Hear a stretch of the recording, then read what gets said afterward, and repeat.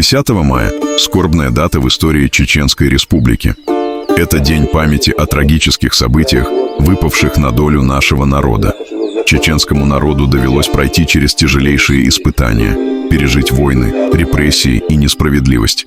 С глубокой скорбью мы вспоминаем всех, кто стал жертвой Кавказской, Гражданской и Великой Отечественной войн, насильственного выселения вайнахов в Османскую империю и сталинских репрессий, а спустя десятилетия и 2 военных кампаний, оставивших на нашей земле боль, потери и разрушения.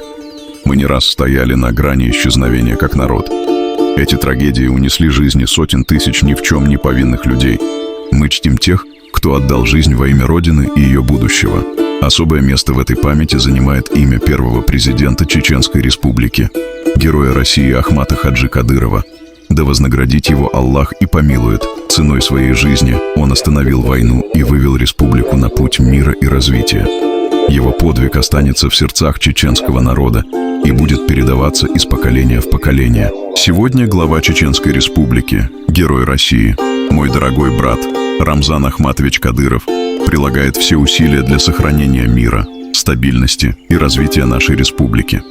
Благодаря ему мы уверенно смотрим в будущее и не позволим повториться трагическим страницам прошлого. Память о тех, кто приближал этот мирный день, навсегда останется в наших сердцах.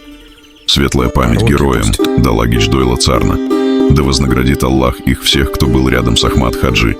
Ахмат – сила, Россия – мощь, Бог един, Аллах велик.